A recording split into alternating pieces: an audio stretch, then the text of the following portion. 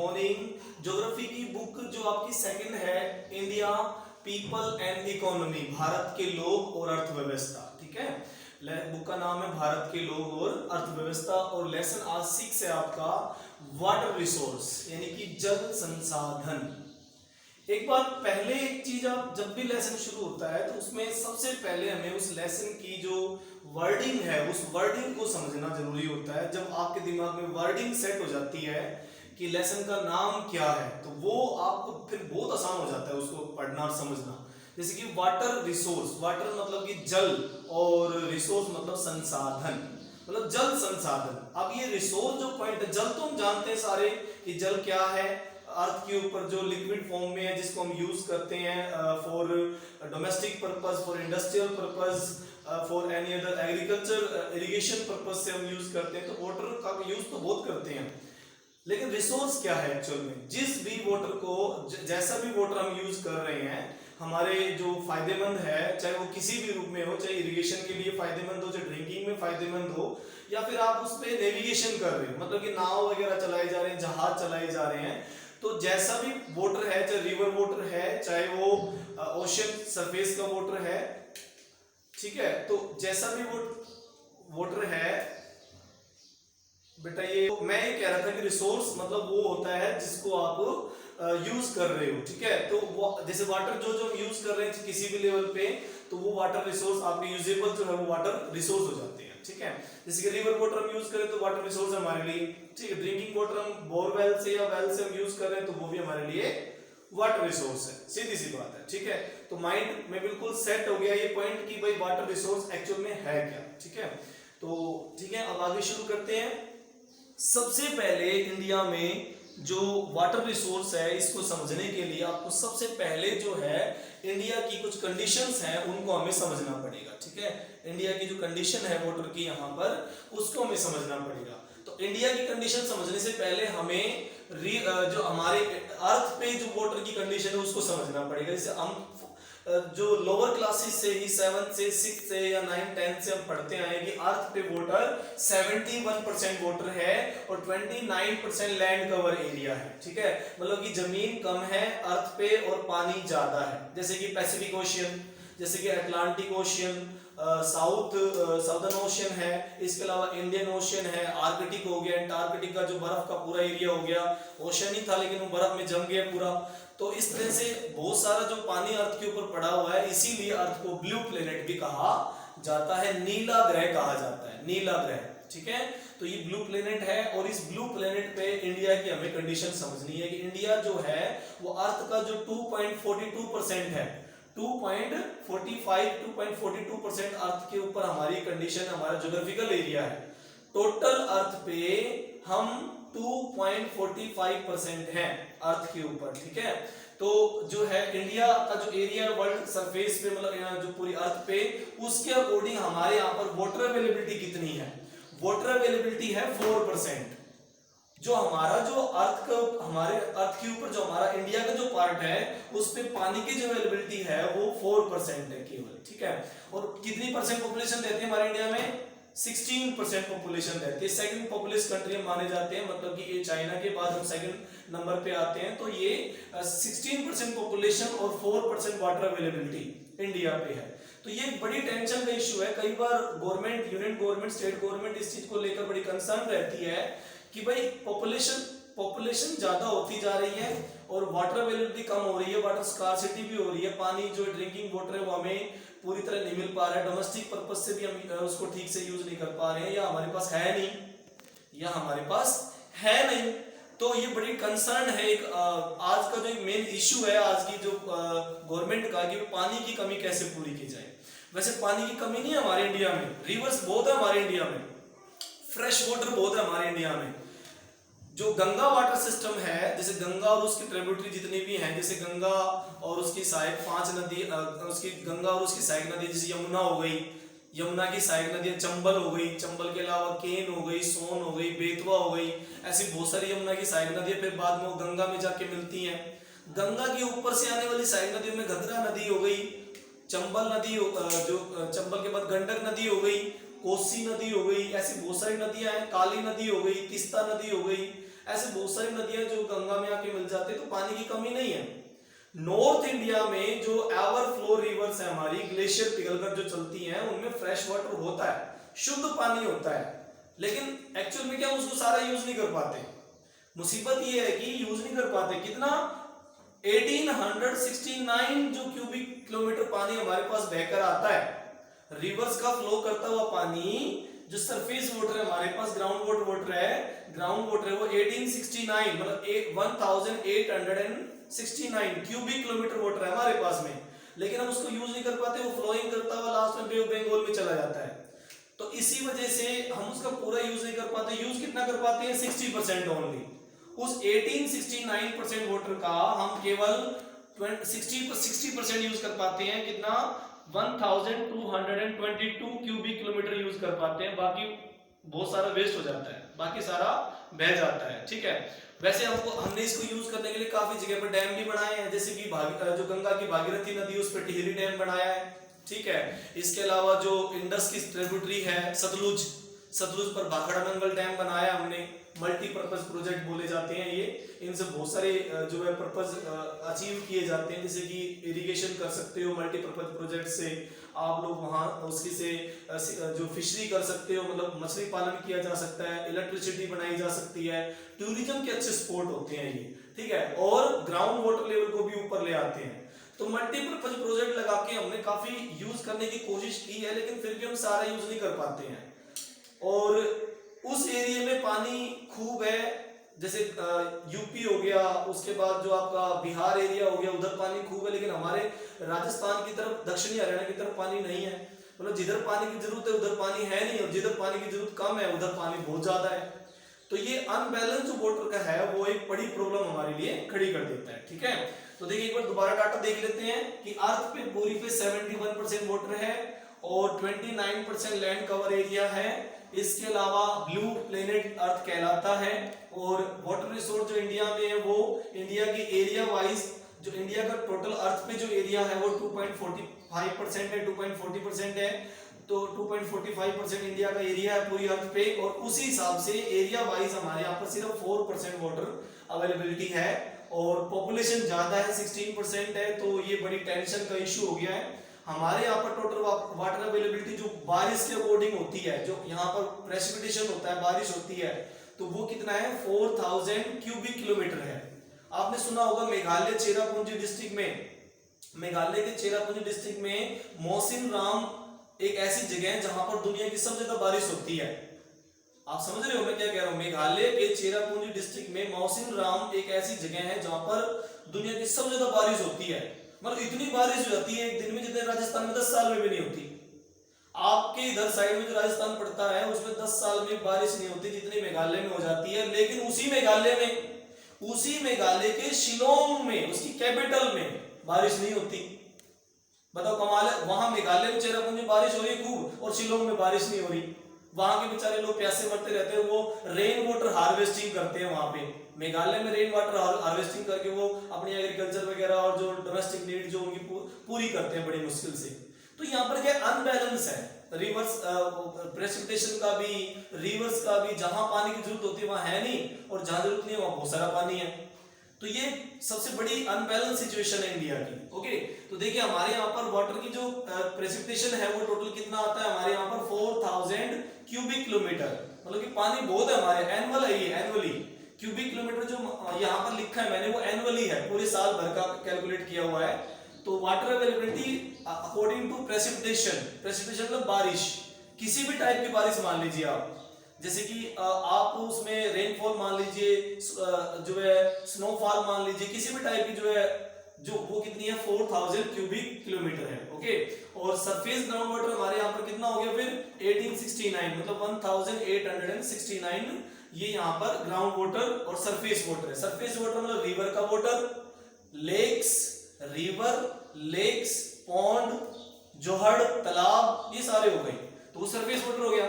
और ground water यानी कि बोरवेल और वेल, वो हो गए। तो दोनों मिलाकर हमारे यहाँ पर कितने हैं? 1869 क्यूबिक किलोमीटर वाटर है। लेकिन हम यूज कितना कर रहे हैं? सिर्फ 60%।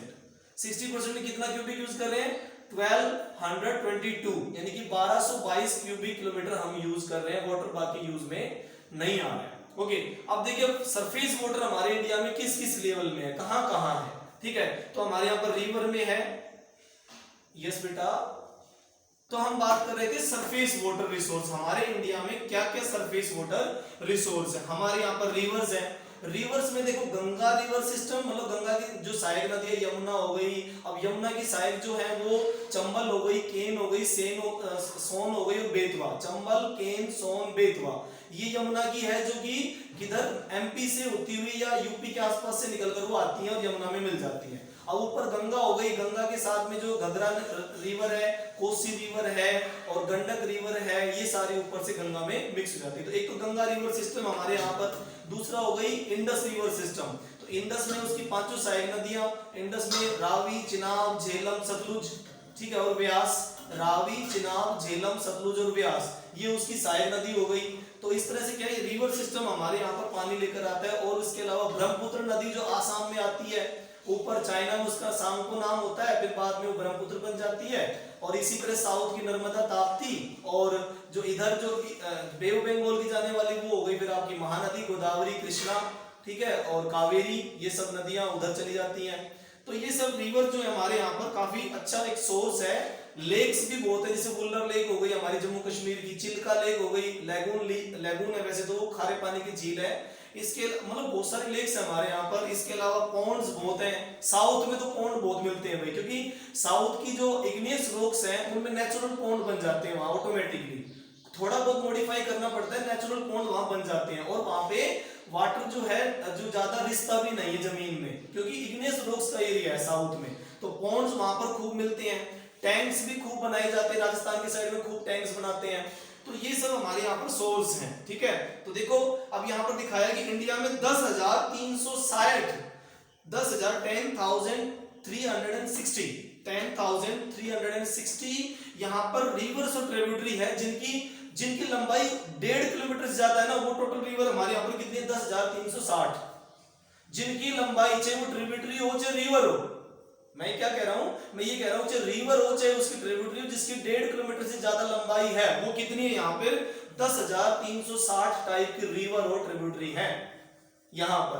तो पानी की कमी नहीं है, लेकिन एक्चुअल जगह पे जहां जरूरत होती है ना वहां नहीं है, ये एक समस्या है। जैसे राजस्थान में जरूरत है, लेकिन राजस्थान में कौन सी, लूनी नदी है, बस केवल लूनी है, और गुजरात के नजदीक से साबरमती जो उधर काम कर रही है। तो हमें पानी की जरूरत राजस्थान में है, लेकिन वहां पे है नहीं। हाँ, वहां पे लेक्स भी है, जैसे उदयपुर वाटी में लेक्स है, सांबर लेक्स भी है उधर, तो सांबर लेक है। तो इस तरह थोड़ा बहुत रिसोर्स है वहां पे, लेकिन बहुत जितना चाहिए था एरिया वाइज। अब राजस्थान नंबर 1 है एरिया वाइज इंडिया में, फिलहाल एरिया सबसे बड़ा राजस्थान का ही है, लेकिन उस हिसाब से वहां पर सोर्स नहीं है। तो ये समस्याएं हमारे सामने, गवर्नमेंट के सामने, स्टेट गवर्नमेंट और जो यूनियन गवर्नमेंट उसके सामने है। उसका समस्या का समाधान ढूंढा गया। राजस्थान नहर, जिसको पहले इंदिरा गांधी नहर कहते थे, राजस्थान नहर, इंदिरा गांधी भी कहते हैं, राजस्थान नहर भी कहते हैं, वो आप देखोगे बीकानेर, बाड़मेर, जैसलमेर तक का थार डेजर्ट का एरिया वो कवर करने लग गई है। और काफी बढ़िया जो काम किया है वहां पर, जिन खेतों में पहले बारिश मतलब आती नहीं है, राजस्थान में 10 सेंटीमीटर बारिश होती है केवल, तो बारिश नहीं आती, तो वहां पर वो इरिगेशन का काम बढ़िया हो रखा है वहां, इस वजह से, ठीक है। तो देखिए अब आगे कि हमारे यहाँ पर 10,360 यानी कि 10,360 रिवर्स यहाँ, और उसकी ट्रिब्यूटरी जिनकी लेंथ 1.6 से ज्यादा, वो इतनी है, ठीक है। और जो क्यूबिक सरफेस वाटर हमारे पास इन रिवर्स का, वो कितना हो गया 1869 यानी कि 1869 क्यूबिक किलोमीटर वाटर जो हमारे पास है, लेकिन वो सारा यूज नहीं कर पाते। मैंने बताया था कि सिर्फ कितना 60% यूज कर पाते हैं, और कितना बेकार चला जाता है 690 क्यूबिक किलोमीटर जो है वो अनयूटिलाइज रह जाता है, और 32% अनयूटिलाइज रह जाता है वो। तो ये एक बड़ी समस्या है कि इतना वाटर हम बेकार जाने दे रहे हैं, यूज में नहीं आ रहा है, ठीक है। ओके, इसके अलावा मैंने बता दिया कि कौन कौन से रिवर है, Ganga river system, Indus river system, Brahmaputra river system, Godavari, Krishna, Kaveri, ये रिवर मैंने आपको साउथ की भी बता दी है। तो इनमें पानी बहुत है, और उनके उनके ऊपर बहुत सारे मल्टीपर्पज प्रोजेक्ट भी बनाए हुए हैं, जैसे तुंगभद्रा रिवर पर तुंगभद्रा प्रोजेक्ट है, ठीक है, जैसे नर्मदा रिवर पर जो सरदार सरोवर डैम प्रोजेक्ट हो गया, मल्टीपर्पज हो गया, सतलुज नदी पर भाखड़ा नंगल डैम हो गया, भाखड़ा नंगल डैम हो गया, वो 226 मीटर की हाइट पर है, इंडिया का सबसे बढ़िया और सबसे ऊंचा, ठीक है। और एक हीराकुड डैम है महानदी पर उड़ीसा में, वो वर्ल्ड का सबसे लंबा डैम है, वर्ल्ड का सबसे 5 किलोमीटर के लगभग 5 किलोमीटर के लगभग जो उसकी लंबाई है डैम की, ठीक है, तो वो सबसे लंबा डैम हो गया। इसके अलावा भागीरथी जो गंगा की ट्रिब्यूटरी, वहां पर टिहरी डैम हो गया। ऐसे बहुत सारे डैम हमारे चंबल नदी पर तो बहुत सारे बने हुए हैं, सरदार जो चंबल नदी पर बना राणा प्रताप सागर, कोटा बैराज, गांधी सागर, ठीक है, जवाहर सागर, ऐसे बहुत सारे डैम बना रखे हमने। तो समस्या का जो सॉल्यूशन करने की कोशिश की जा रही है कि भाई रिवर वाटर को यूज किया जाए, वेस्ट ना जाने दिया जाए, क्योंकि वो फ्रेश वाटर है। हमारे यहाँ पर रिवर दो प्रकार से चलती है, या तो ग्लेशियर पिघलकर चलती है या फिर रेन वाटर से चलती है, तो दोनों ही फ्रेश वाटर है। रेन वाटर भी यूजेबल है और जो ग्लेशियर का वाटर वो भी यूजेबल है, तो दोनों को ही यूज करने का पूरा प्लान मल्टीपर्पज प्रोजेक्ट के थ्रू किया गया। जवाहरलाल नेहरू जो हमारे पहले प्रधानमंत्री थे, उन्होंने तो कहा था कि मल्टीपर्पज प्रोजेक्ट बनाओ इंडिया में, जितना हो सके रिवर पर मल्टीपर्पज प्रोजेक्ट बनाओ, तुम लोग जितना बनाओगे उतना ही इंडिया की क्या होगी, डेवलपमेंट होगी। मतलब कि मल्टीपर्पज प्रोजेक्ट जो है टेंपल के जैसे हैं, भारत के नए मंदिर है वो, इन मंदिरों की पूजा करो, इनकी रखवाली करो, इनकी साफ सफाई करो, इनका ध्यान रखो और इनका देखो डेवलपमेंट हो जाएगा। ये जवाहरलाल नेहरू के जो थे ना, उनके वर्ड्स थे ये, और आज सही भी है। जितने हमने मल्टीपर्पज प्रोजेक्ट बनाए, हाँ थोड़ा सा मिसबैलेंस हुआ, जैसे नर्मदा नदी पर सरदार सरोवर जब बनाया गया तो वहां का जो नेचुरल हैबिटेट एरिया था वो खत्म हो गया धीरे धीरे, वहां के जानवर वहां से भाग गए बेचारे। महाराष्ट्र के लोगों ने बड़ा विरोध किया इस चीज का, नर्मदा नदी का, कि भाई ये मत बनाओ क्योंकि उससे सेटलमेंट खराब हो गया पूरा। उन्होंने नर्मदा बचाओ आंदोलन किया, फिर गवर्नमेंट ने उनकी सुनी भाई, महाराष्ट्र गवर्नमेंट ने उनको अलग अलग जगह पर रिलोकेट किया, अलग अलग जगह पर उनको बसाया, जब जाके वो लोग शांत हुए। तो ऐसा नहीं कि डैम बनाने से नुकसान नहीं होता, होता है, लेकिन फायदा ज्यादा होता है। नुकसान मान लीजिए भाई 20% हो गया, 30% हो गया, लेकिन फायदा 70% है, इरिगेशन हो गया, सारा काम हो जाता है उससे।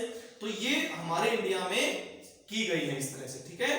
ओके, अब आगे देखिए, अब बात करते हैं ग्राउंड वाटर की। ये तो हो गया सरफेस वाटर। सरफेस वाटर कहां मिलेगा, रिवर में, लेक्स में, पॉन्ड में और टैंक में। अब हमारे यहाँ पर ये चीजें हैं कहां पर, मैं आपको दिखा देता हूं एक बार देखिए, मैं आपको बात कर रहा था जिसकी वजह से हमारे इंडिया में प्रॉब्लम है, तो ठीक है। ओके, तो ये है हिमालय रेंज जो कि 2400 किलोमीटर, 2400 किलोमीटर की धनुषाकार में है ये, ठीक है। और यहीं से निकलती है बहुत सारी रिवर, जो कि इंडस इधर चली जाती है, इंडस और उसकी ट्रिब्यूटरी पाकिस्तान की साइड में, और गंगा जो है वो यूपी को क्रॉस करते हुए आगे बढ़ जाती है। और ये हो गई आपकी नर्मदा और ताप्ती इधर वाली जो अरेबियन सी में चली जाती है, और इधर हो गई महानदी उड़ीसा। देखिए ये वेस्ट बंगाल के नजदीक में ये उड़ीसा रहा, यहाँ पे उड़ीसा, इस जगह से फिर कौन सी महानदी, और फिर ये इधर से गोदावरी, और फिर उसके बाद ये यहाँ कृष्णा और तुंगभद्रा, और नीचे की तरफ हो गई फिर कावेरी। तो इस तरह से क्या रिवर हमारे यहाँ पे बहुत है। साउथ में जो मालवा प्लाटू एरिया है, डेक्कन ट्रेप जो वहां पे पॉन्ड बहुत है, नेचुरल पॉन्ड बहुत है वहां पे, ठीक है। लेक्स जो है वहां पर खूब है। हमारे इधर नॉर्दर्न साइड में तो आर्टिफिशियल पॉन्ड यानी जोड़ बनाने पड़ते हैं, मिट्टी खुदवानी पड़ती है जेसीबी से, वहां तो नेचुरल है सब कुछ, तो कोई समस्या नहीं है। हमारे यहाँ पर जो रिवर का जो ये प्रेसिपिटेशन के रेनफॉल का सिस्टम वो बे बंगाल से शुरू होता है। 1 जून, 6 जून, 10 जून के लगभग शुरुआत हो जाती है बारिश की। ये देखिए केरला के आसपास शुरुआत होती है पहले, फिर उसके बाद ये वेस्टर्न घाट की तरफ शुरू होती है, फिर इधर बे बंगाल की तरफ शुरू हो जाती है। एक विंग जो है मेघालय में चली जाती है बारिश की, ये गारो खासी जंतिया, एक विंग तो गारो खासी जंतिया में चली जाती है, और दूसरी विंग इधर फिर गंगा घाटी में आ जाती है, और फिर एक उधर चाइना की तरफ निकल जाती है। तो काफी अच्छा सिस्टम है प्रेसिपिटेशन का भी, लेकिन जो एरिया ज्योग्राफिकल कंडीशन के अकॉर्डिंग दूर है वहां पर कंडीशन बदल जाती है, ठीक है। तो ये हमारे सोर्स है हमारा, आप देख सकते हो इसको, ठीक है। 10 जून, फिर हरियाणा में 15 जुलाई के आसपास, हरियाणा में जो रियल मानसून की शुरुआत है वो 15 जुलाई है, 15 जुलाई, 10 जुलाई, 15 जुलाई, 10 जुलाई के लगभग होती है, ठीक है।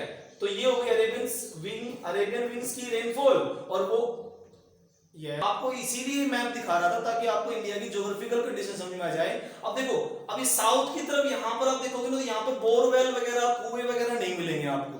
साउथ की तरफ क्यों, वहां पे इग्नियस रॉक्स का एरिया है पूरा, तो वहां पर आप कुएं या फिर बोरवेल वगैरह नहीं खोद सकते, क्योंकि वहां सेडिमेंट, जो सेडिमेंट्री रॉक्स होती है ना, अवसादी चट्टानें, वो वहां पर साउथ में बहुत ही कम, रेयर चांस है वहां मिलती है। हाँ, रिवर के डेल्टा एरिया में तो फिर भी मिल जाएंगी, गोदावरी का, महानदी का और नर्मदा का और ताप्ती का। नर्मदा ताप्ती में नहीं मिलेंगी, गोदावरी में, महानदी में, कृष्णा और कावेरी में तो फिर भी वहां पर बोरवेल कर देते हैं, कुएं वगैरह खोद लेते हैं, लेकिन साउथ में बोरवेल और कुएं बहुत ही कम मिलेंगे। ठीक है, हमारे नॉर्थ इंडिया में बोरवेल और जो कुएं वगैरह हैं वो नॉर्थ इंडिया में खूब मिलेंगे, क्योंकि यहाँ पर सेडिमेंट्री रॉक्स ही ज्यादा होती है। ओके, ठीक है, खूब मिलेंगे, रिवर्स भी है और बोरवेल भी है, और साउथ में रिवर्स है लेकिन उनके लिए तालाब बनाए जाएंगे। ठीक है, बोरवेल कम होंगे। तो मैं सोर्स की भी बात करता हूँ, कौन सी जगह पर कौन सा सोर्स यूज किया जाएगा और कौन सी जगह पर कौन सा सोर्स नहीं यूज किया जा सकता। तो वो साउथ का, जहां पर कुएं नहीं खोदे जा सकते, बोरवेल नहीं की जा सकती, तो वो साउथ का एरिया हो गया। ठीक है, तो इस तरह से हम बारी बारी इसकी ज्योग्राफिकल कंडीशन के अकॉर्डिंग वाटर रिसोर्स को समझ सकते हैं। मैप को आप जितना देखोगे ना, देखो ज्योग्राफी में सबसे मेन चीज होती है मैप। आप बच्चों को जितना मैप को मतलब एक चाव से देखा करो मैप को, ऐसे नहीं कि पढ़ाई पूरी करने के लिए। जो बच्चा सिर्फ पढ़ाई पूरी करने के लिए ही मैप को देखेगा, उसको जो है ज्योग्राफी में मैप्स की अच्छी नॉलेज नहीं हो पाएगी। इसमें तो आप इमेजिनेशन कीजिए कि भाई हम जिस जगह पर रह रहे हैं वो हमारी कंडीशन कैसी है, हमसे कौन सा स्टेट कितना दूर है, कैसा एरिया है, कौन सी हिल्स हैं। तो जितना इमेजिनेशन करो उतना ही फायदेमंद होगा ये। ओके, ठीक है, देखो बोर्ड पे मैंने जो लिखा हुआ था साइड में, इधर एक मिनट, यहां पर देखिए, ये हो गया ग्राउंड वाटर रिसोर्स। तो ग्राउंड वाटर रिसोर्स जो है, ग्राउंड वाटर मतलब जमीन के अंदर का पानी, जो दो तरीके से मिलता है, एक तो बोरवेल के रूप में और एक कुओं के रूप में, वेल्स के रूप में। तो वो हो गया ग्राउंड वाटर रिसोर्स। हमारे यहाँ पर अवेलेबिलिटी है 432 क्यूबिक किलोमीटर। 432 क्यूबिक किलोमीटर का जो है, ये क्यूबिक किलोमीटर एक मेजरमेंट होता है जिसमें पानी की जो क्षमताएं मापी जाती है, भाई कितना पानी है, भाई कितनी क्वांटिटी है। क्वांटिटी मापने के लिए क्यूबिक किलोमीटर लिखना पड़ता है हमें, पानी की क्वांटिटी को मापने के लिए क्यूबिक किलोमीटर लिखना पड़ता है। ओके, तो कितना हो गया ग्राउंड वाटर, 432 क्यूबिक किलोमीटर हमारे इंडिया में ग्राउंड वाटर रिसोर्सेज है, मतलब अंदर का पानी है। ठीक है, और ये कहां पर, मैंने अभी मैप में दिखाया था आपको कि नॉर्थ वेस्टर्न इंडिया, मतलब कि आपका यूपी हो गया, हरियाणा हो गया, पंजाब, वहां पर ग्राउंड वाटर ज्यादा यूज किया जाता है। रिवर बेसिन में, रिवर बेसिन मतलब रिवर का जो डिपॉजिट एरिया है उसमें ज्यादा यूज किया जाता है। ठीक है, जैसे कौन सा एरिया हो गया, एरिया वाइज देखें तो पंजाब में खूब बोरवेल है और खूब वहां पर क्या है, जो वेल्स बना रखे हैं। हरियाणा में भी खूब है, राजस्थान में भी खूब कुएं खोदे हुए हैं और लोगों ने बोर की हुई है। तमिलनाडु में भी खूब है, क्योंकि तमिलनाडु का मैंने आपको बताया था ना, नदियां, वहां पर रिवर सिस्टम कौन सी नदी है, कृष्णा और तुंगभद्रा तमिलनाडु में आती है, कावेरी भी तमिलनाडु में आती है। तो वो सेडिमेंट जमा करती है, सेडिमेंट्री रॉक्स वहां पर मिलती हैं तमिलनाडु में, तो वहां पर भी कुएं खोदे जाते हैं और बोरवेल की जाती है। लेकिन अगर मैं बात करूं भाई जैसे कि कर्नाटका की या फिर महाराष्ट्र की, तो वहां पर कुएं कम मिलेंगे। ठीक है, तमिलनाडु में मिलेगा। अब महाराष्ट्र में क्यों नहीं मिलते, क्योंकि नर्मदा और ताप्ती रिवर है ना, वो सेडिमेंट नहीं बिछाती वहां पे, वो हार्ड एरिया है, इसलिए कुएं वहां पर नहीं मिलेंगे। इग्नियस रॉक्स का एरिया, जबकि तमिलनाडु भी इग्नियस रॉक्स का एरिया, लेकिन रिवर कौन सी, तुंगभद्रा और कृष्णा और कावेरी, इन नदियों ने वहां पर सेडिमेंट बिछाए हैं, इसलिए वहां पर बोरवेल खोदे जा सकते हैं। ठीक है, तो ये हो गया कौन कौन से एरिया, नॉर्दर्न वेस्टर्न यानी पंजाब, हरियाणा, राजस्थान, तमिलनाडु, यहाँ पर बोरवेल और जो है कुएं बहुत खोदे जाते हैं। ठीक है, तो ग्राउंड वाटर खूब मिलता है यहाँ पे। अब जहां पर कम यूज किया जाता है कुएं के पानी को, यानी कि बोरवेल को जहां कम यूज, देखो मैंने एच फॉर हाई मतलब जहां पर बड़े लेवल पे जो कुएं यूज किए जा रहे हैं, और एम माने मॉडरेट, जहां पर कम यूज किया जा रहा है, मतलब यूज तो करते हैं लेकिन कम यूज करते हैं, वो सरफेस वाटर पे ज्यादा ध्यान देते हैं और ग्राउंड वाटर पे कम ध्यान देते हैं।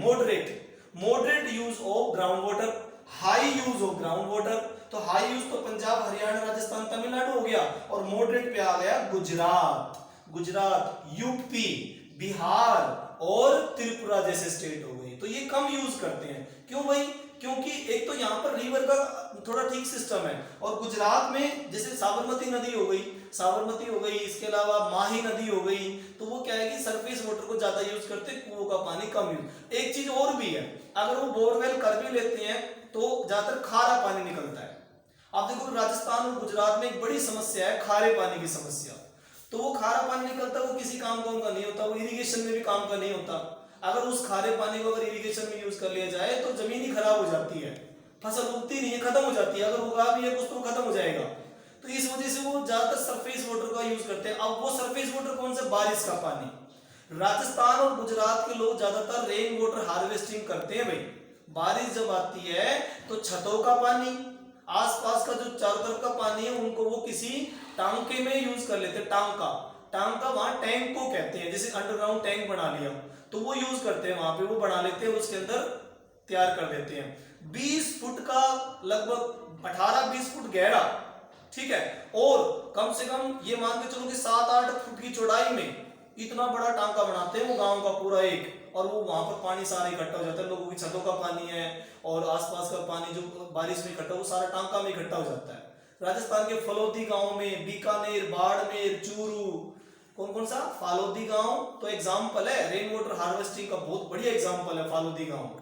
और इस तरह से फिर चूरू हो गया, बीकानेर हो गया, जैसलमेर हो गया, यहाँ पे लोग इस तरह का करते हैं, ये सारा रेन वाटर हार्वेस्टिंग करते हैं। ठीक है, तो हमें समझ में आ गया ग्राउंड वाटर कहाँ ज्यादा और कहाँ कम। तो पंजाब, हरियाणा, राजस्थान और तमिलनाडु में ज्यादा, और कम कहाँ पे? मॉडरेट, मतलब गुजरात और उत्तर प्रदेश, बिहार और त्रिपुरा में मीडियम यूज किया जाता है। ठीक है, तो ये हो गया हमारे ग्राउंड वाटर। अब बात करते हैं लेगून, और अब बात करते हैं लेगून्स। लेगून मतलब खारे पानी की झील। लेगून का मतलब होता है खारे पानी की झील, तो उसके बारे में बात कर लेते हैं। तो देखिए बोर्ड पे मैंने लेगून लिखा हुआ है यहाँ, lagoon and back water. Lagoon and back water, ये बैक वाटर क्या होता है, लेगून क्या होती है? लेगून होती है खारे पानी की झील, जैसे चिल्का लेक हो गई उड़ीसा की, है ना। तो चिल्का लेक क्या है? एक लेगून लेक है, ठीक है। और बैक वाटर क्या हो गया? जैसे कई बार क्या होता है ना, ज्वार भाटा जब आता है, पानी, समुद्र का पानी अंदर आके जमा हो जाता है, ज्वार यानी कि नीप एंड टाइड, ज्वार एंड भाटा, ठीक है। ज्वार और भाटा जो है उससे पानी कई बार जोड़ वगैरह और झील वगैरह में इकट्ठा हो जाता है, तो बैक वाटर हो गया वो, लेगून एंड बैक वाटर। तो इसमें कहा, हमारी जो लंबी तटीय रेखा है, समुद्र तटीय रेखा है, उस लंबी समुद्र तटीय रेखा की वजह से यहाँ पर बहुत सारी लेगून्स और लेक मिलती हैं। लेगून यानी कि खारे पानी की झील, और लेक्स जिसमें खारा पानी नहीं होगा, मीडियम वाटर होगा।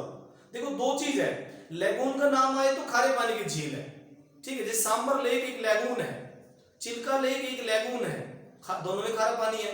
तो वो हमारे यहाँ पर बहुत है, क्योंकि लंबी समुद्र तटीय रेखाएं हमारी कितनी है? 7516, 7516.16, 7500 से ज्यादा हमारी लंबी कोस्टल लाइन है अंडमान निकोबार को मिलाकर, और एक्चुअल कोस्टल लाइन है हमारी 6100 किलोमीटर की, 6100 किलोमीटर की एक्चुअल कोस्टल लाइन है हमारी। तो यहाँ पर बहुत सारी लेगून भी है, बहुत सारी जो लेक्स भी है, बहुत सारी जो वहां सिस्टम बना हुआ है पूरा, तो इससे भी हम इरिगेशन करते हैं, इससे भी हम पानी का यूज करते हैं।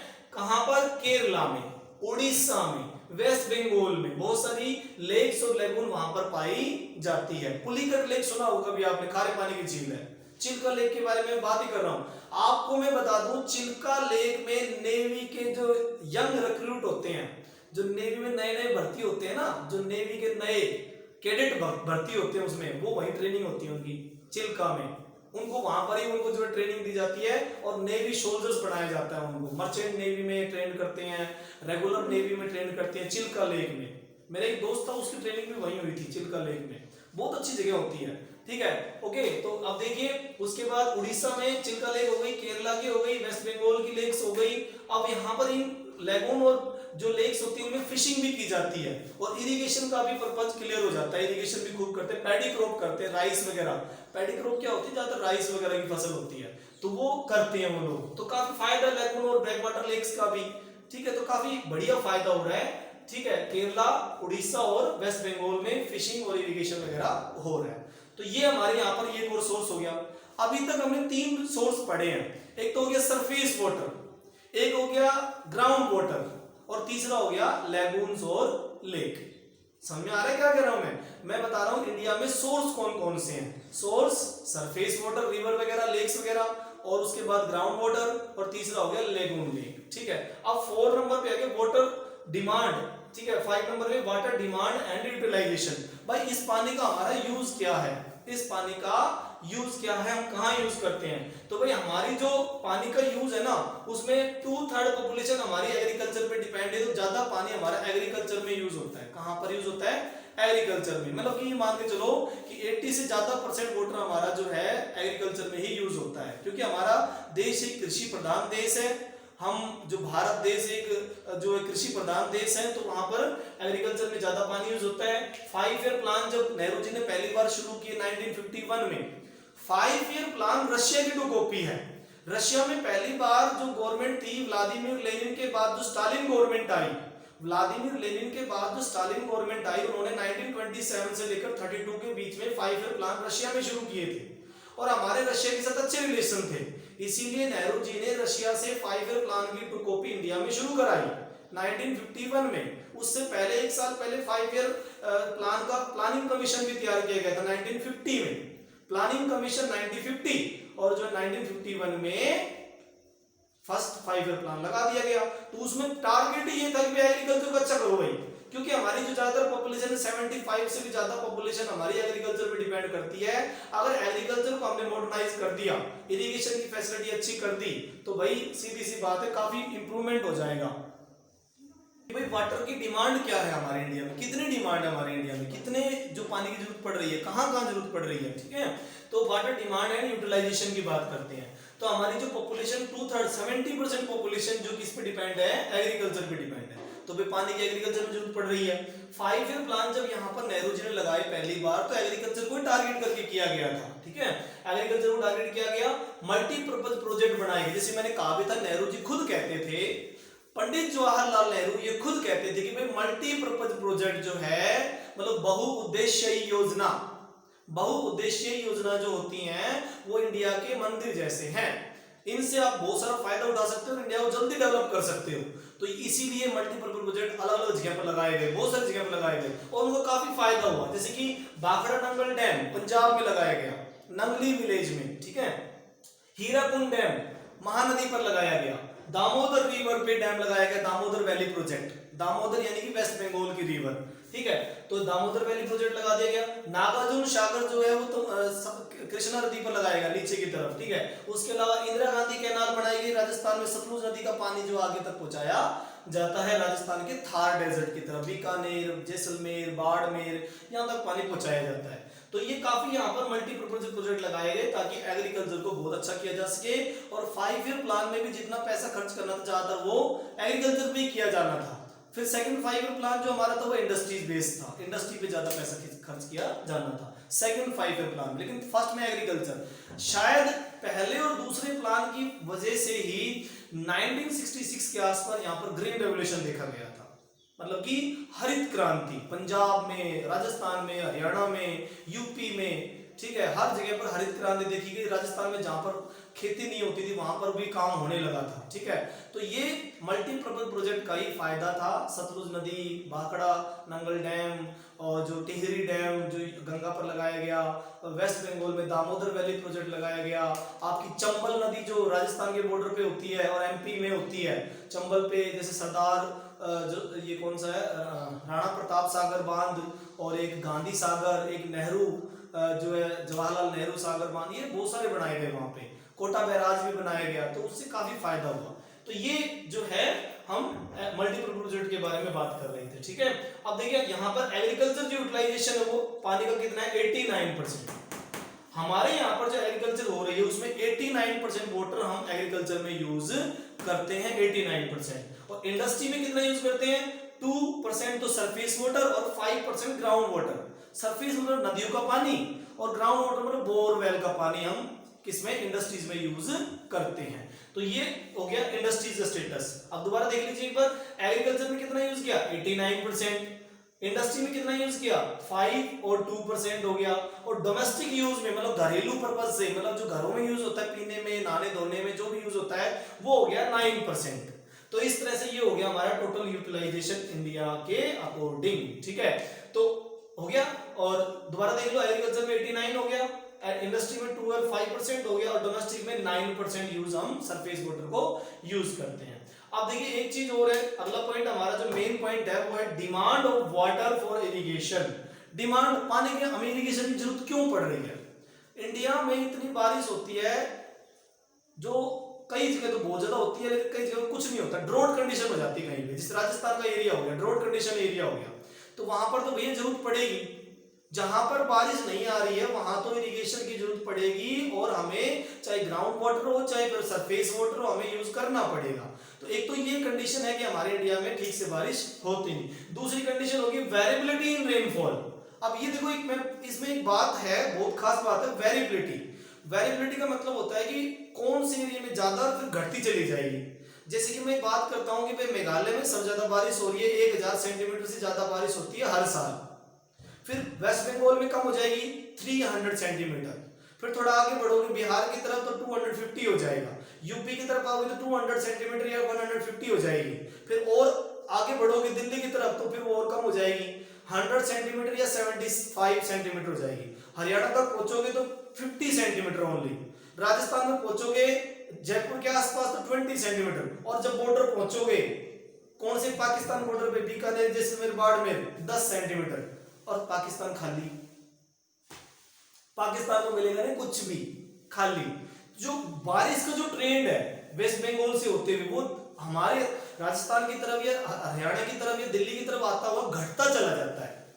इसको कहते हैं वेरिएबिलिटी।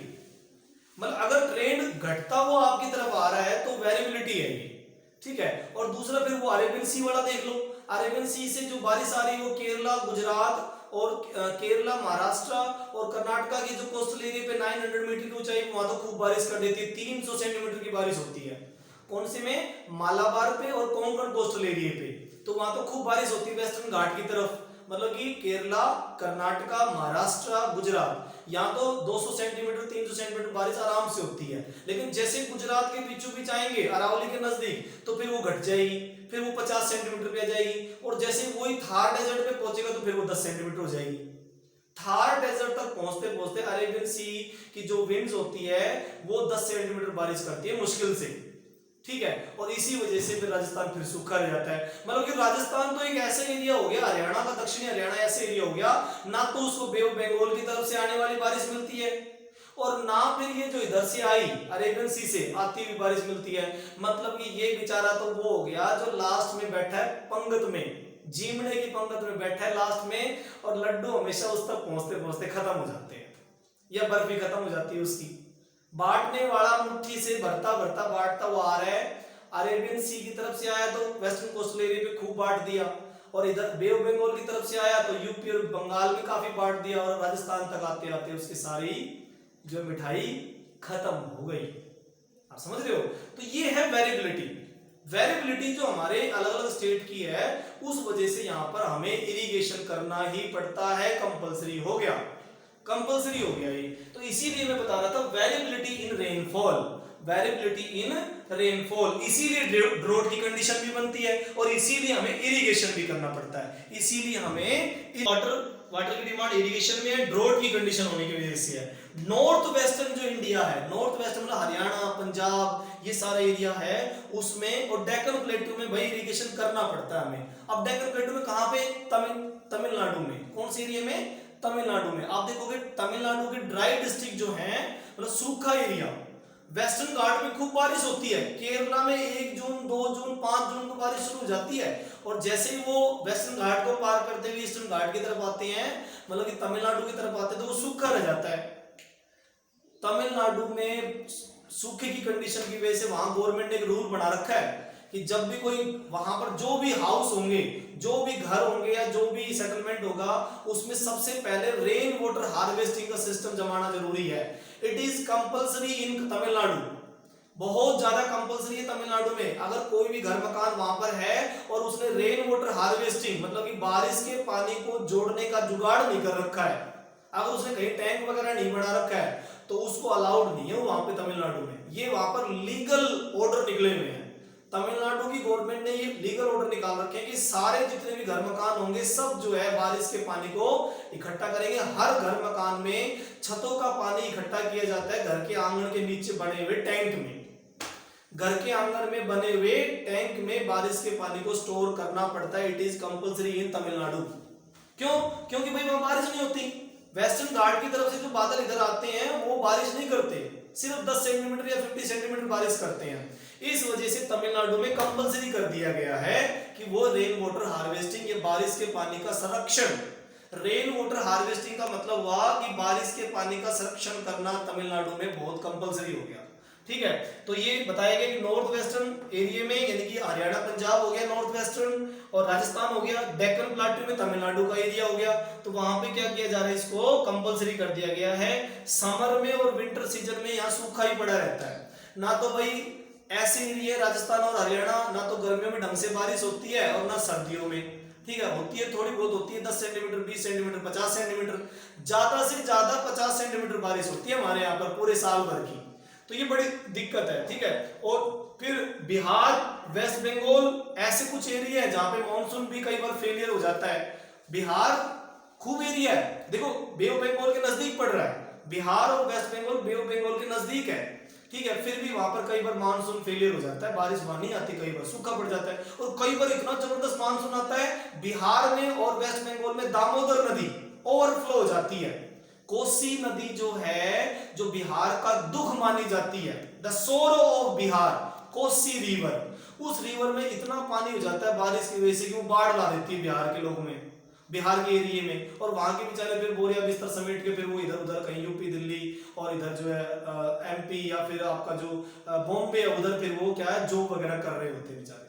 तो ये बड़ी मुसीबत है, कहीं पर पानी बिल्कुल नहीं बरसा, कहीं पर इतना बरस गया कि वो तबाही ला दी, उसने बाढ़ ला दी वहां पर, तो ये बड़ी दिक्कत है। वेस्ट बंगाल में दामोदर नदी, दामोदर नदी जो वेस्ट बंगाल में तबाही लेके आती है उसको थोड़ा कम कर दिया गया, अब वहां पर दामोदर वैली प्रोजेक्ट बना दिया गया। अमेरिका की टेनेसी वैली प्रोजेक्ट की 2 कॉपी, अमेरिका में एक टेनेसी वैली है, टेनेसी रिवर की टेनेसी वैली जो प्रोजेक्ट है उसकी 2 कॉपी से दामोदर प्रोजेक्ट बनाया गया, उससे थोड़ी सी वहां बाढ़ का प्रकोप कम हुआ, नहीं तो वेस्ट बंगाल के लोग बेचारे जो है जितनी बार भी दामोदर में पानी बढ़ता बारिश की वजह से तो वहां पर बाढ़ आ जाती, तबाही हो जाती, तो वो थोड़ा रोका गया। वेस्ट बंगाल गवर्नमेंट का बढ़िया काम था ये कि दामोदर वैली प्रोजेक्ट उन्होंने बनाया, अमेरिका की टेनेसी वैली प्रोजेक्ट की 2 कॉपी। ठीक है, तो ये हमें समझ में आगे भी डिमांड कहाँ है इरिगेशन की, भाई जहां पर रोड पड़ा हुआ है, जहां बारिश नहीं आ रही है, वेरिएबिलिटी बहुत ज्यादा है बारिश की, एक मैप मैं आपको सेंड करूंगा, उस मैप में वेरिएबिलिटी टॉपिक की। अब हमारा टॉपिक है इरिगेशन, इरिगेशन जो है वो कहां पर कैसे कैसे किया जा रहा है, उस इरिगेशन के बारे में हम डिस्कस करने वाले हैं। ठीक है, तो देखिए इरिगेशन, उससे पहले मैंने एक ऊपर एक लिखी हुई है एक पॉलिसी के बारे में, देखिए आप ध्यान से देख सकते हैं, नेशनल वाटर पॉलिसी 2002, एक यूनियन गवर्नमेंट का ये वर्क था, नेशनल वाटर पॉलिसी 2002 में शुरू की गई थी कि भाई जिस जगह पर पानी की कमी है वहां पर उस पानी को पूरा किया जाए, किसी तरह से इरिगेशन सेटअप करो, बोरवेल करो, किसानों की मदद करो, उनको पैसे दो, किसी तरह से उनकी हेल्प करो, तो वो पॉलिसी स्टार्ट की गई ताकि वाटर की जो कमी है, स्कार्सिटी जहां पर है, जहां पर कमी है उसको पूरा किया जा सके। और उसका फिर दोबारा से जल क्रांति योजना एक और शुरू की गई 2015 में, देखो मैंने ये लिखा नहीं है लेकिन आपको मैं बता रहा हूं 2015 में जल क्रांति योजना, उसी का मॉडिफाई रूप जो है ये 2002 की जो पॉलिसी नेशनल वाटर पॉलिसी, उसी का एक और मॉडिफाई रूप जल क्रांति योजना। जल क्रांति योजना यूनियन गवर्नमेंट ने फिर आगे मॉडिफाई करके शुरू की ताकि सब जगह पर पानी की जो दिक्कतें आ रही है, पानी की किल्लत जहां पर है, पानी की समस्याएं जहां पर है, जिन लोगों को पीने का पानी तक नसीब नहीं हो पा रहा है, तमिलनाडु की ड्राई डिस्ट्रिक्ट हो गए, या फिर हमारे हरियाणा दक्षिण हरियाणा हो गया, या फिर राजस्थान के कुछ एरिया हो गए जहां पर बारिश बहुत कम आती है, ग्राउंड वाटर भी नहीं है, डाउन चला गया ग्राउंड वाटर, तो वहां पर उनकी कमी पूरी की जाएगी। तो ये पॉलिसी 2002 और 2015 में नेशनल वाटर पॉलिसी और जल क्रांति योजना ये शुरू की गई। ठीक है, तो वो आपको ध्यान रहना चाहिए भी कब शुरू की गई थी। अब बात करते हैं इरिगेशन जो है कहां कहां पर की जा रही है, जिसकी वजह से हर जगह पर जहां पर इरिगेशन होती है वहां पर मल्टी क्रॉपिंग भी की जाती है। आपको पता है इरिगेशन का कितना फायदा हुआ, सिंचाई सुविधाओं का इतना फायदा हुआ कि जिस जगह पर पहले खेती नहीं होती थी वहां पर 3-3 फसल ली जा रही है, 3-3 फसलें हो रही है, रबी की फसल, जैद की फसल और खरीफ की फसल हो रही है। जहां पर एक फसल की उम्मीद नहीं थी वहां पर 3-3 फसल ली जा रही है। कहां पर? पंजाब में, पंजाब के बाद हरियाणा में, वेस्टर्न यूपी में 3-3 प्रकार की फसलें ली जा रही है। जैद की फसल सब्जियों की फसल होती है, पिछले चैप्टर में पढ़ा था, जैद की फसल सब्जियों की फसल हो गई, खरीफ की फसल गुआर की और बाजरे की फसल हो गई, और जो रबी की फसल है वो गेहूं की और चने की और सरसों की फसल हो गई। तो ये सब क्या है, 3-3 फसल ली जा रही है, किसके कारण? इरिगेशन के कारण। 85% जो नेट शोन एरिया है वो इरिगेशन से हो रहा है हमारा। नेट शोन एरिया का मतलब जिसपे रियल में फसल उग रही है, नेट शोन एरिया का मतलब होता है जिसमें अब एक्चुअल में फसल है। हेलीकॉप्टर से या जाके देखोगे, फोटो खींच के लाओगे, तो जिस खेत में फसल उग रही है फिलहाल, वो हो गया आपका नेट शोन एरिया। और टोटल इरिगेटेड एरिया मतलब जितने भी जो इरिगेशन करने का प्लान किया गया है। तो ये दो चीज होती है। नेट शोन एरिया में 85% जो इरिगेशन से नेट शोन एरिया किया जा रहा है, और नेट इरिगेटेड जो पंजाब में वो 76% है। बोलो, पंजाब के लोग बारिश पे डिपेंड ही नहीं है। उन्होंने बोरवेल और वेल और नदियों के पानी का यूज करके नहरें निकाल ली। बोरवेल से वो सीधा पानी डाल रहे खेतों में। तो उससे क्या है, पंजाब के लोग तो बारिश पे डिपेंड ही नहीं है। उनको पता लगे बारिश तो आनी नहीं है भाई, कम आनी है, तो हमें क्या करना है, इरिगेशन ही करना है। कितना परसेंट? 76% वहां पर इरिगेशन से ही काम हो रहा है, बारिश के ऊपर डिपेंड ही नहीं है। और पंजाब हरियाणा वाले कितने पे है? 51% जो है वो डिपेंड है, इरिगेशन पे डिपेंड है। पानीपत देख लो, सोनीपत, करनाल, हांसी, हिसार और दादरी, ये ऐसे बहुत सारे हरियाणा में। इधर जो साउथ जो महेंद्रगढ़ डिस्ट्रिक्ट है, यहाँ पर ही थोड़ा नहरों का जाल कम है। लेकिन पानीपत, रोहतक की साइड में, करनाल की साइड में, जो ये आपका सिरसा साइड में, भिवानी साइड में काफी बढ़िया नहरों का जाल बना हुआ है। इरिगेशन की जा रही है बढ़िया ढंग से, बारिश पर डिपेंड ही नहीं है। कितना परसेंट है? 51% इरिगेशन सिस्टम है हमारे यहाँ पर हरियाणा में, ठीक है। और बोरवेल से, ट्यूबवेल से हम पानी दे रहे हैं और काफी अपनी फसलें ले रहे हैं। 3 फसल हमारे हरियाणा के और पंजाब के किसान ले रहे हैं इरिगेशन की वजह से। लेकिन क्या है कि हमारे यहाँ पर ओवर यूज बहुत होता है। ओवर यूज ग्राउंड वाटर का बहुत होता है, जिसकी वजह से पानी की जो ग्राउंड वाटर टेबल है वो डाउन चली जाती है। जिसकी वजह, हाँ जी, वाटर टेबल जो है वो डाउन चली जाती है और पानी 200 फुट पे, 300 फुट पे, 400, कई जगह हरियाणा में इधर देख लो, हमारे में 700, 800, 900 फुट पे बोरिंग होती है। 900 फुट पानी नीचे चला गया है। उसका इलाज भी ढूंढा गया कि भाई गांव में आसपास जो मान लो भाई कहीं पे जो झोड़ है, तालाब है, तो उसकी सफाई करवाओ भाई, बारिश का पानी उसमें इकट्ठा होगा तो वाटर टेबल ऊपर आ जाएगी। क्योंकि कई बार क्या होता है, झोड़ तालाब में नीचे काई जम जाती है, तो उसको पानी को अगर थोड़ा खाली करके उसको सफाई कर दी जाए तो फिर बारिश का पानी फिर जोड़ में फिर से रिसने लग जाएगा, और रिसेगा तो फिर वाटर टेबल ऊपर आ जाएगी। तो इसलिए कई इंतजाम किए गए हैं अलग अलग जगह पर। हर एक जगह पर कोशिश की गई गांव में जो बारिश का पानी आता है उसको किसी जोड़ तालाब में इकट्ठा किया जाए, ताकि गांव का जो वाटर टेबल है वो थोड़ा ऊपर आ जाए और मीठा पानी आ जाए। बारिश का पानी मीठा पानी होता है, बिल्कुल फ्रेश वाटर होता है। अगर वो आप उसको यूज करोगे तो वो पानी बहुत बढ़िया होता है, खेती के लिए भी और पीने के लिए भी, ठीक है। तो ओवर यूज जब ग्राउंड वाटर का हम करते हैं तो उसकी वजह से क्या है, वाटर टेबल हमारी डाउन चली जाती है, जिसकी वजह से बहुत सारा नुकसान हमें खुद ही उठाना पड़ता है। मतलब हमारे यहाँ पर पानी की कमी हो जाती है फिर, ठीक है। ओके, अब देखिए एक मैं वाटर डिस्प्यूट भी बता रहा हूँ यहाँ पे। चलो बात आई वाटर डिस्प्यूट की, तो मैं बात करता हूँ महाराष्ट्र में जो नर्मदा रिवर है, नर्मदा रिवर के वाटर को लेकर जो तुंगभद्रा रिवर है, कृष्णा रिवर के बारे में बात कर रहा हूं मैं। कृष्णा नदी के ऊपर, तुंगभद्रा नदी पर कर्नाटका और जो कर्नाटका गवर्नमेंट और तमिलनाडु गवर्नमेंट है, कर्नाटका और आंध्र प्रदेश गवर्नमेंट, मैं दोबारा बता रहा हूं, कृष्णा नदी और तुंगभद्रा नदी जो कर्नाटका और तमिलनाडु होते हुए जो आगे बढ़ती है, ये उस नदी पर महाराष्ट्र गवर्नमेंट के साथ डिस्प्यूट है। किसका? कर्नाटका गवर्नमेंट और आंध्र प्रदेश गवर्नमेंट का। क्योंकि महाराष्ट्र गवर्नमेंट ने क्या किया, कोयना डैम बना दिया नर्मदा रिवर के नजदीक, कोयना डैम बनाया और कोयना डैम में बहुत सारा पानी वहां पर इकट्ठा हो गया। तो आगे जो उनकी जो नहरें और जो कैनाल सिस्टम बना रखा था उन्होंने उसको पूरी तरह से डिस्टर्ब हो गया।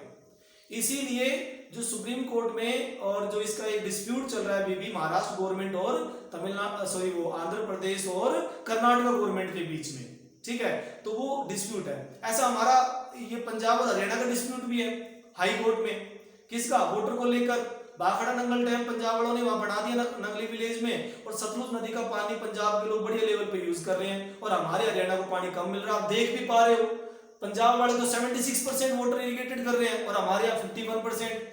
अब सोचो कितना अलग है ये, मतलब वो तो कम से कम 25% ज्यादा जो यूज कर रहे हैं और हम लोगों को 25% कम दे रहे हैं। तो हो गया ना झगड़ा आपस में। तो पानी का झगड़ा भी हमारे जो चल रहा है स्टेट के बीच में, हरियाणा पंजाब के बीच में ये चल रहा है। चंडीगढ़ में कई बार इसके केस चलते रहते हैं और कई बार सुप्रीम कोर्ट तक भी बातें पहुंच जाती है, भाई वाटर डिस्प्यूट हमारा सोल्यूशन करो। हरियाणा की जो नहरें उसमें पानी नहीं है, अब बताओ कैसे करेंगे यहाँ पर इरिगेशन और कैसे फसलें करेंगे। तो ये वाटर डिस्प्यूट भी कई बार हमारे यहाँ पर हो जाते हैं भी वाटर डिस्प्यूट। जैसे कि दामोदर नदी का डिस्प्यूट है, बांग्लादेश के साथ हमारा चल रहा है। जब से हमने दामोदर नदी पर दामोदर वैली प्रोजेक्ट बनाया, बांग्लादेश के लोग चिढ़ बैठे हमसे। उन्होंने कहा कि दामोदर वैली प्रोजेक्ट करने से पानी बांग्लादेश में कम पहुंच रहा है, और हमारे यहाँ पर जूट का जो कल्टीवेशन करते थे वो कम हो गया। ऊपर से जो फर्टिलिटी वाली यानी कि उपजाऊ मिट्टी जो है वो दामोदर वैली प्रोजेक्ट में रुक गई पीछे ही। अब वहां पर उपजाऊ मिट्टी भी नहीं पहुंच रही, तो बेचारे परेशान हो गए। इसी चीज को लेकर बांग्लादेश के साथ हमारे डिस्प्यूट बने हुए पानी को लेकर ही, कि दामोदर वैली प्रोजेक्ट इंडिया ने क्यों बनाया, और उससे हमारी मिट्टी नहीं है, हमारे पास उपजाऊ मिट्टी जो पहले पहुंच जाती थी उन तक, और पानी नहीं पहुंच रहा। तो ये वाटर डिस्प्यूट हमारे यहाँ पर बहुत सारे, डिस्कशन फिर कभी करेंगे इस बारे में।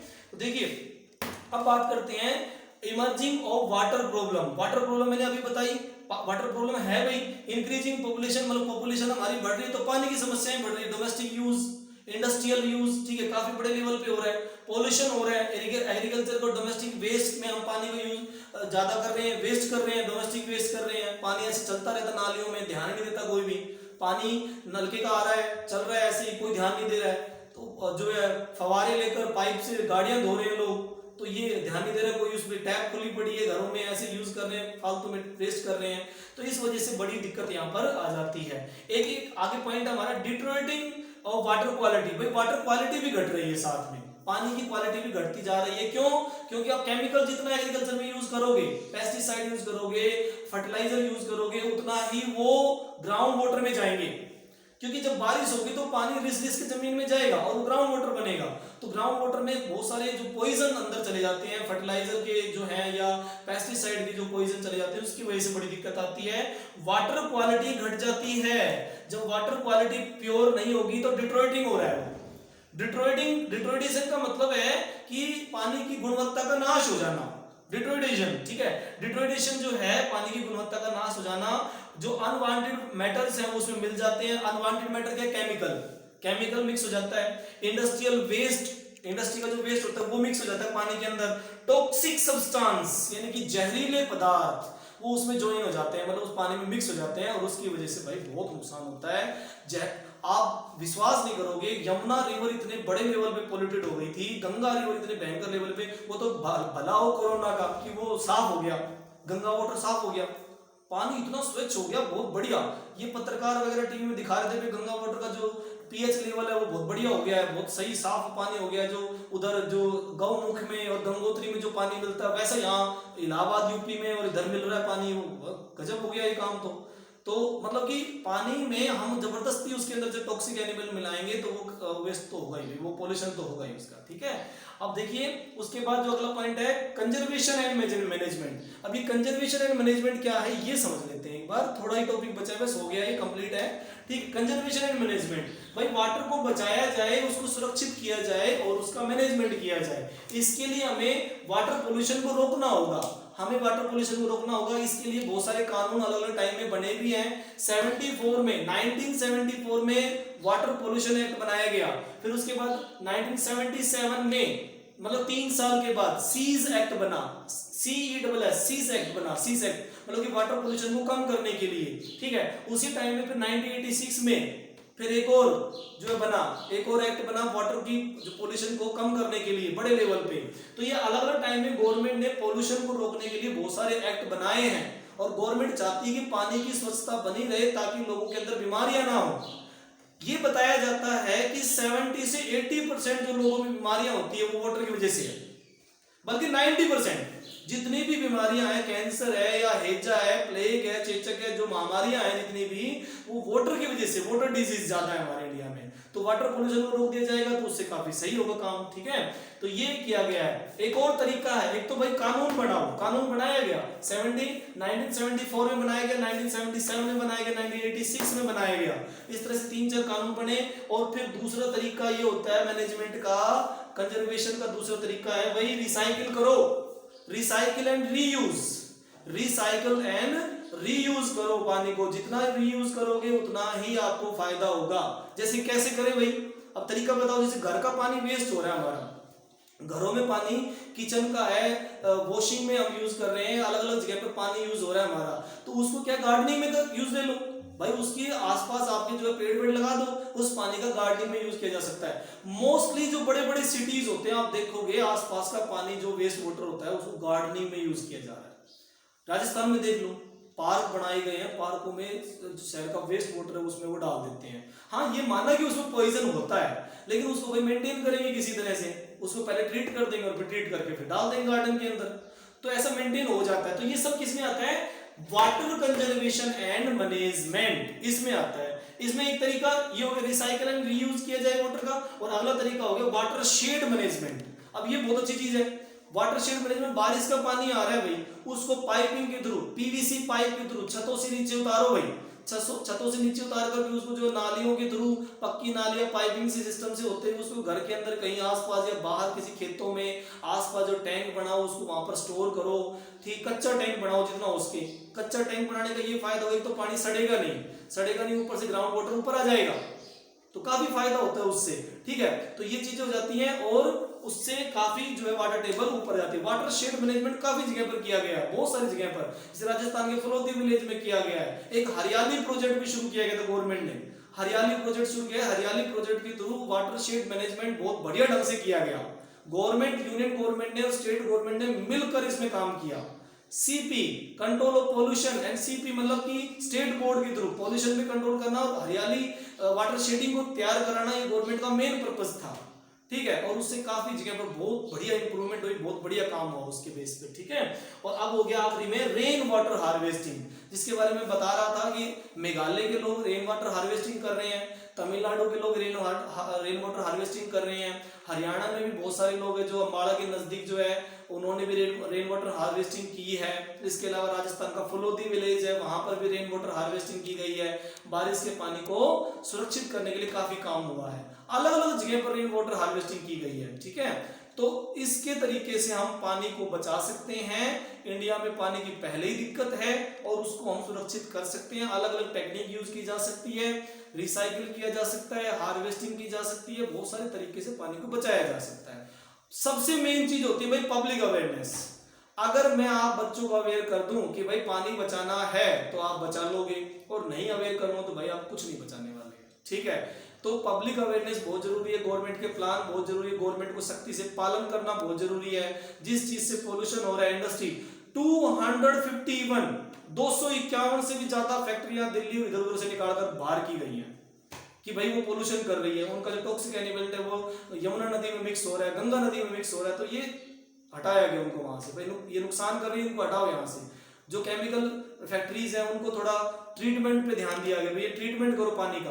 पानी तुम छोड़ोगे ठीक है, लेकिन पानी का ट्रीटमेंट करके फिर रिवर्स के अंदर, क्योंकि रिवर्स के जो जीव जंतु वो मर जाते हैं, मछलियां मर जाती है। डॉल्फिन मछली गंगा की कम होती जा रही है, गैगनेटिक डॉल्फिन जो है वो इंडेंजर्ड में है फिलहाल, बहुत मुश्किलें हो रही हैं। ठीक है, तो ये सब जरूरी है। ठीक है, तो ये था आपका lesson water resource. I hope आप सभी को एक एक चीज समझ में आ गई होंगी, और जिस बच्चे को भी डाउट है तो प्लीज मुझे व्हाट्सअप कर दिया करो, जो टॉपिक समझ में नहीं आता है ना। ठीक है, और बाकी यूट्यूब पे आपको वीडियो मिल ही रही है, आई थिंक आपको क्लियर समझ में आ जाएगा।